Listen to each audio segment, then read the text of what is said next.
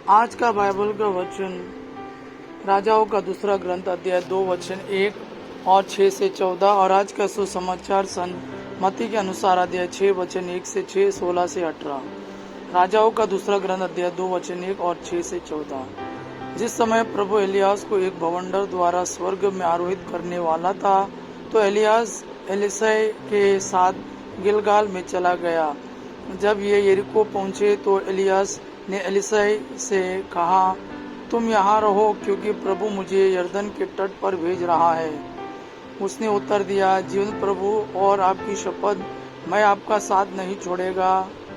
इसलिए दोनों आगे बढ़े। 50 नबी उनके पीछे हो लिए और जब वे दोनों यरदन के तट पर रुक गए तो कुछ दूरी पर खड़े रहे। तब एलियास ने अपने चादर ले ली और उसे लपेटकर पानी पर मारा। पानी विभाजित होकर दोनों ओर हट गया और वे सूखी भूमि पर नदी के उस पार गए। नदी पार करने के बाद एलियास ने एलीशा से कहा, मुझे बताओ कि तुमसे अलग किए जाने से पहले मैं तुम्हारे लिए क्या करूं?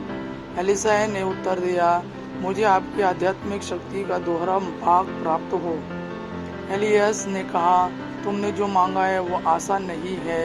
यदि तुम मुझे उस समय देखोगे जब मैं आरोहित कर लिया जाता हूँ तो तुम्हारी प्रार्थना पूरी होगी, परंतु यदि तुम मुझे नहीं देखोगे तो तुम्हारी प्रार्थना पूरी नहीं होगी।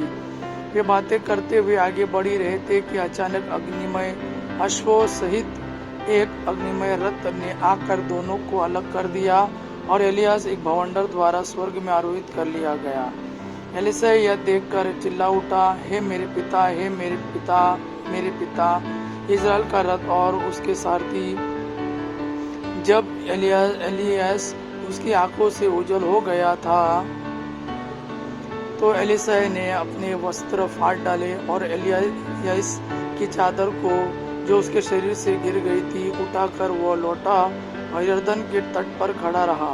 वह एलियास की चादर को पानी पर मार कर बोल उठा, एलियास का प्रभु ईश्वर कहाँ है? उसने फिर चादर को पानी पर मारा और पानी विभाजित होकर दोनों ओर हट गया और एलीशा ने नदी को पार कर लिया। आज का सुसमाचार सन मत्ती के अनुसार अध्याय 6 वचन 1 से 6 16 से 18। यीशु ने अपने शिष्यों से यह कहा, सावधान रहो, लोगों का ध्यान आकर्षित करने के लिए अपने धार्मिक धर्म कार्यों का प्रदर्शन न करो, नहीं तो तुम अपने स्वर्गीय पिता के पुरस्कार से वंचित रह जाओगे।